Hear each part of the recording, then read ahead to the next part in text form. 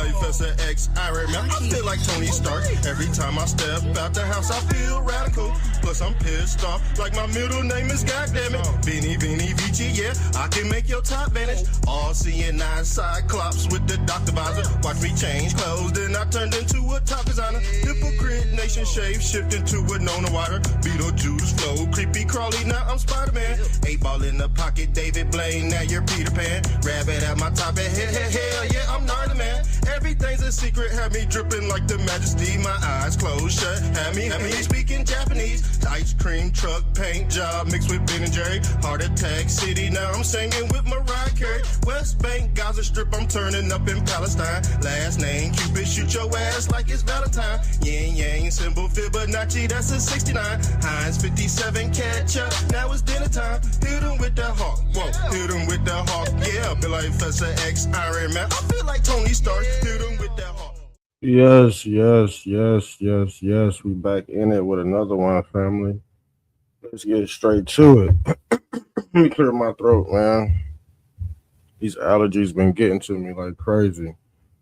Now, I wanted to go over the correlation between the real Jesus and Happy Mother's Day, by the way. So this is another live documentary I'm about to get into. Because when you're dealing with the Great Mother, you're dealing with fertility and Jesus Christ. One of Jesus Christ's attributes is a fertility deity. He's a fertility god, and you have to be reborn through him. Now, the serpent represents the fall of man.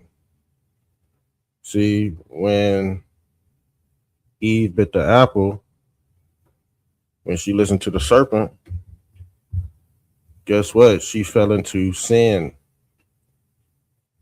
But like I said before, this serpent was raised on the cross. Why was the serpent raised on the cross? The same reason why Jesus was raised on the cross, to be a sacrificial lamb and to represent the real versus the fake. Artificial intelligence versus real intelligence, authentic intelligence. Now, which represents the artificial versus the real? Or vice versa. So, when you're dealing with the serpent raised on the cross, this is the secrets of the Nehushtan. Because the serpent in Christ was raised on the cross for the very same reason. And to be honest, in a sense, guess what? Satanism is the first religion on earth, well. Yes, Satanism would be considered the first religion on earth. Let me pull, I don't know why it did that. Let me share my screen. This is the ancient version of the Nehushtan. The same serpent Moses raised on the cross. And they said that Moses is the father of Christianity. He broke the tablets. That's what these two hands are for. They're ripping apart this serpent. And they are also stationary. This thing is stationary because it represents a pole in the middle of the earth. Because this pole represents Polaris and it spins.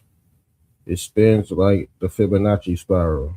It's causing a polar vortex in the middle of the cosmos. And like I said before, that's what they represent in this realism religion, a stir in the cosmos.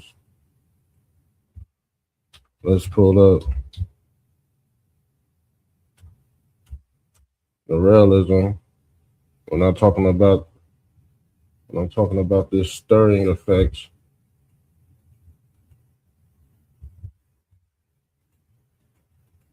You see, they all use this ancient code, but they blame it on the aliens, outer extraterrestrial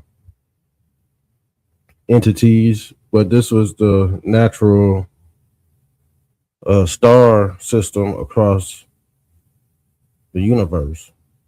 This symbol right here, it represents a dial being turned. Just like the Mayan calendar. The Mayan calendar, this ain't nothing but the Mayan calendar too, but it's based off the stirring effect. This is why every ancient deity, guess what? He held up a staff or some type of pole. This deity always had a staff in his hand. This is why they said the serpent was raised by the staff of Moses' staff. And the thing is, there's a thing called staph infection. This all has to deal with like being infected. See, the staff was the device to curse everybody. The staff turned into a snake. Remember when the staff turned into a snake? Now, the thing is, you don't know if this is the real Jesus or the fake Jesus. You're not going to know because they tell you the real Jesus looks like this on the right, but it's really not. It's really not. So, I'm going to get into a video about the ancient Nehushtan because this Nehushtan refers to as the bronze serpent. Now, didn't they say in the Bible that Jesus was a skin of bronze? They had a skin of bronze. I'm telling you who the real Jesus versus the fake Jesus is. Why is the snake referred to as the bronze serpent? And it was handcrafted, made by Moses. And then when you go into these Dyson spheres, you see these Dyson spheres behind Jesus.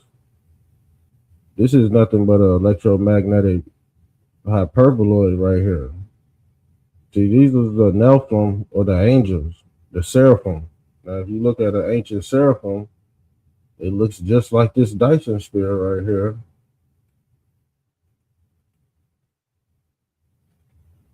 This damn Dyson sphere they got for the images right here.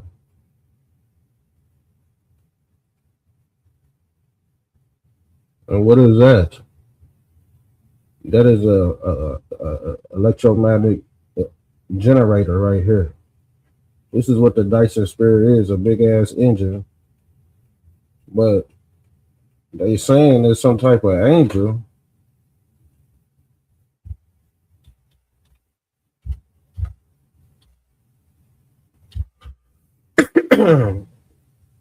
Let me see if you see.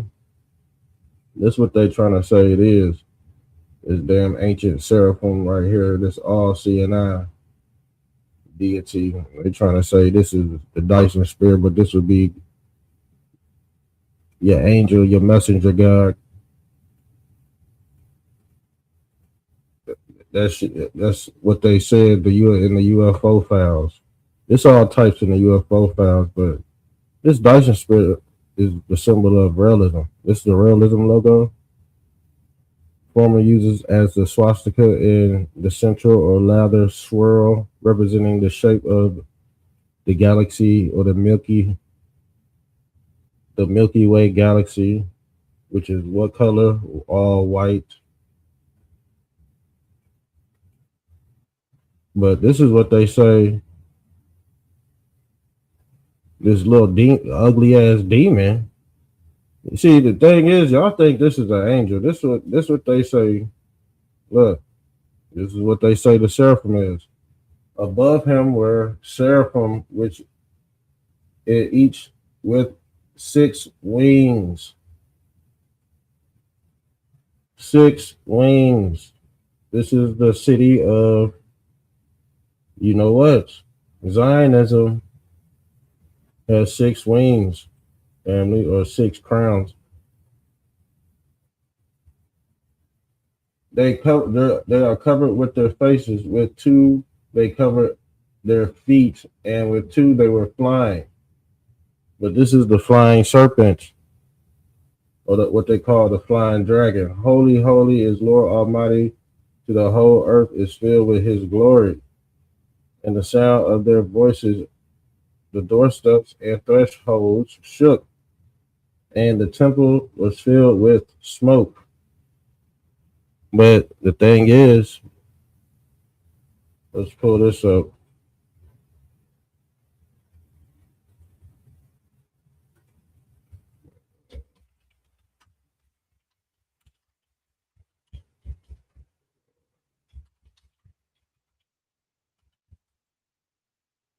Moloch was also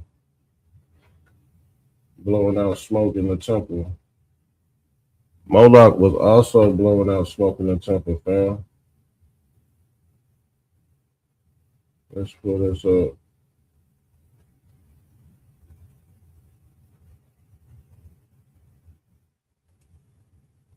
Let me see if I could get some good images for you.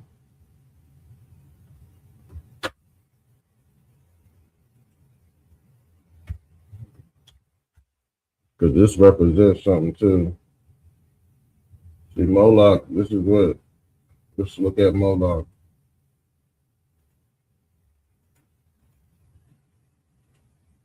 See, Moloch, once he sacrificed his only son, once the peasants, these are peasants sacrificing their kids to Moloch, he was blowing out smokes. This is Yahweh right here, the bull god Yahweh.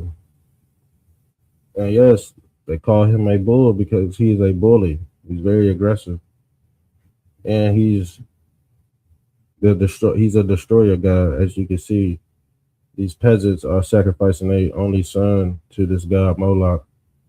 For their sons and their daughters, they sacrifice to the idols of Canaan. These are Canaanites, or the son of Cain. So if you worship Yahweh, in a sense, you are a Canaanite. You might be a Hamite. The reason they call them Hamites because the word Ham has to deal with pigs, and Christ cast the demons. Christ cast the demons into the pigs as well, and he smoked your ham. He smoked your ham. You're a smoked ham. You're a Hamite. Some of y'all are Hamites. No matter what color you are, because some people try to correlate the Hamites with black melanated people, but I don't think that's true because you got the barbarians. The barbarians are infidels too. So allegedly, it's the Hamites versus the barbarians. So would you rather be a Hamite, or would you rather be a barbarian if you want to color code it? But that's why I said these cultures were multicultural. A black dude could have been an Egyptian, no different than a white dude. Could have been a Greco-Egyptian, but you would never know. Because these pharaohs, they go into different phases and different administrations. And depending on the administration, you go sacrifice your son to this god they call Moloch. And he is also the personification of the Nehushtan too. See, the devil represents horn deities, snakes. Why did they give you the correlation between these ugly beasts versus the fake Christ versus the real Christ? Because they can't demonize it too bad, so they give you the clean version of Christ. And actually, they said the Christ without the Jesus without the mustache is the real Christ. They said the deity with the deity with Jesus with the beard, he's the devil.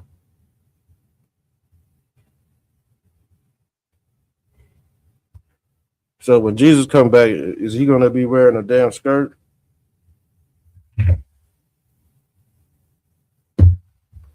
Is he gonna be wearing a skirt, muumuus?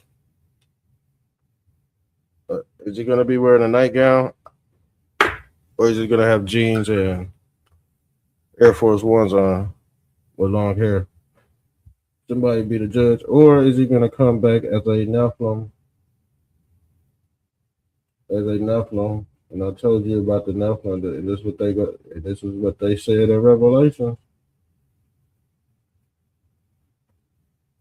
This is what they said in Revelation. What Christ gonna look like when he come back. Then one of the seraphim flew to me with a live coal in his hand, which he had taken with the tongs from the altar. Okay, I told you, this is Christ right here as a Nephilim or the winged serpent with all the eyes on him.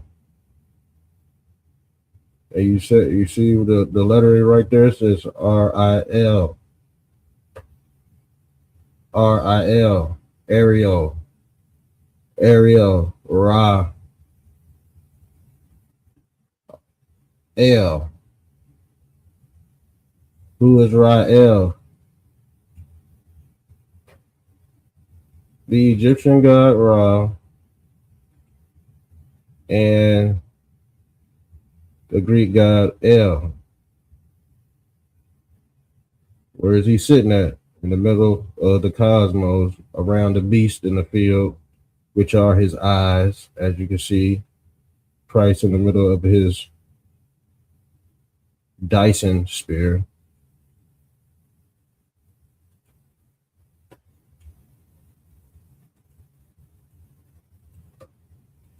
And this would be considered the El and the Elohim. See, when you're looking at these UFO files right here, let's put this up there. These things are shaped like the Star of Bethlehem. UFO files reveal chilling. Look at them. Look at this. We pull this up. I think the Star of Bethlehem got 8 points.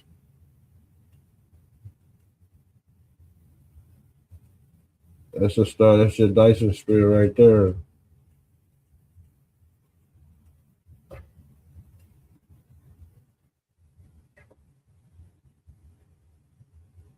That's what they. Adobe Acrobat Studio is all new. What can PDF spaces with AI do for your marketing needs?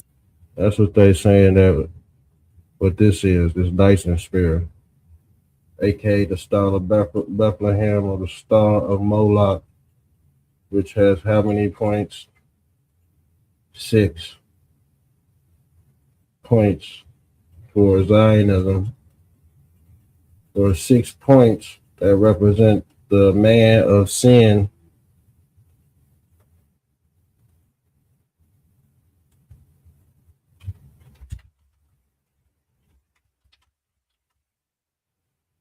The man of sin to be revealed in Revelation.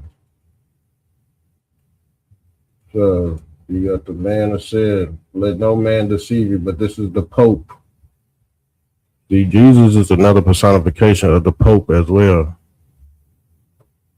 Pope Benedict the Third, Pope Leo the Lion would be considered Christ. Or the deity Moloch, or the Lion of Judah, or Judah. The Lion of Judah. Let no man deceive you by any means, for the day shall not come, except there come a falling away first. That means no man can live in this world without the elements breaking down. See, the elements break down in this world.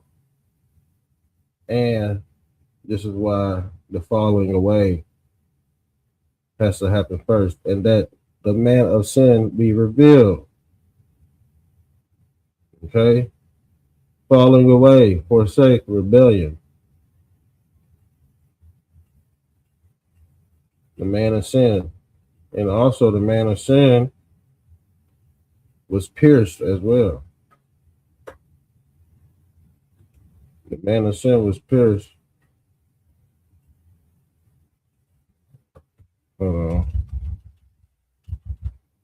Like Jesus. This man of sin was pierced like Jesus, you see?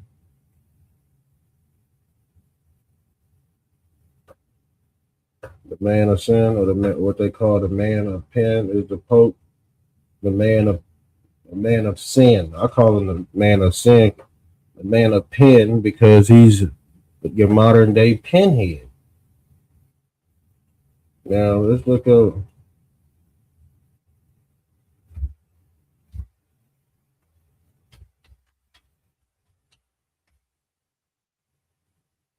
This is your modern day pinhead or hellraiser, who they call hellraiser. So this technology is hell. It comes from hell. It comes from what they call a Sheol right here. Out of this black hole sun. Like I said, they doing all kind of experiments and bio-re-engineering humans and shit. This is where that second interdimensional race comes from. What they talking about in the UFO files. But they look just like us. They walking amongst us. They look just like us. But they're not gonna tell you that. But yeah, that's the hell-raising technology, or what they call the man of sin. This dude right here. Thessalonians. It says the Thessalonians. Pope Leo as well. All call no man your father upon the earth. For one is your Father which is in heaven. This is what the Pope said. You know that I am the Holy Father. Representative, he's the representative, and I told you what rep means. Rep means reptile. Rep means reptile. And this is the crossing of the threshold. Because guess what? Now God is the representative of man. But many play this role. What is this? He's intercepting, as he did with communication, he's intercepting man, between God and man, with this technological device they call the Mark Zuckerberg.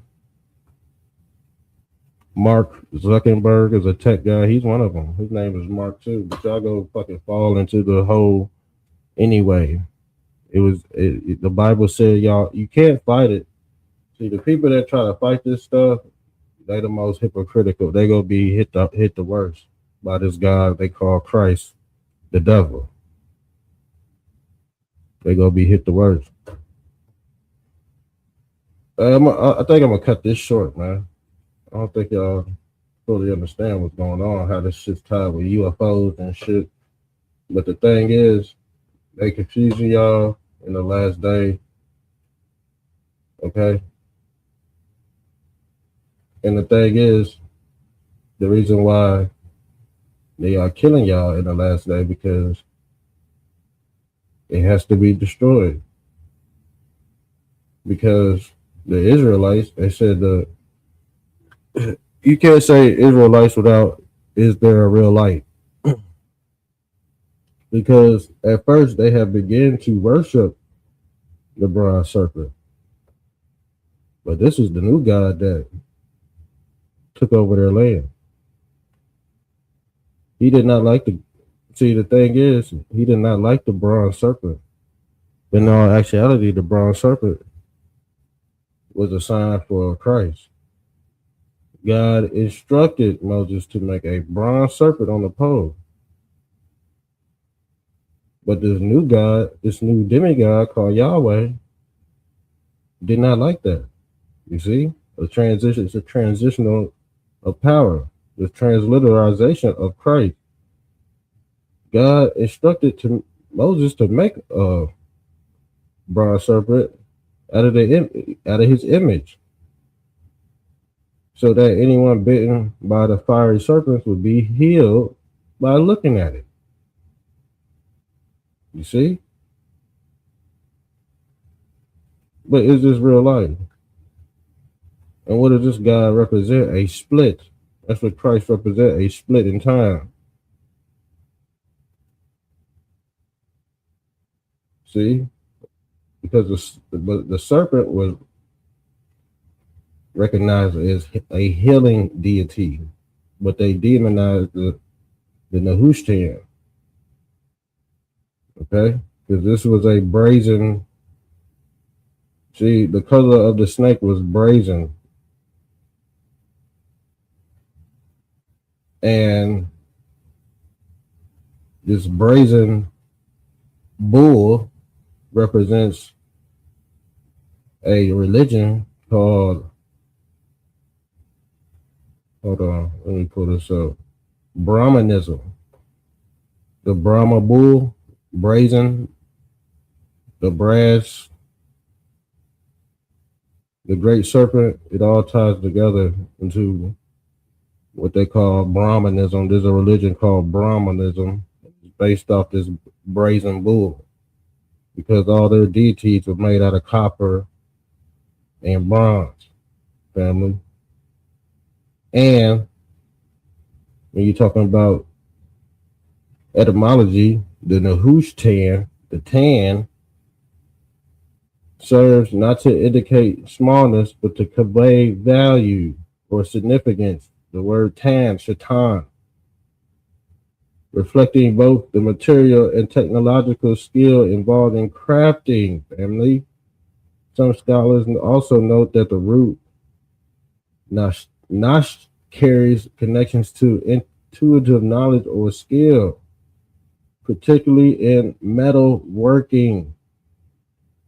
This is why their god is a metallurgy. He works with a hammer like Thor. Thor is a god of a bronze serpent. He's a steel, and these are what the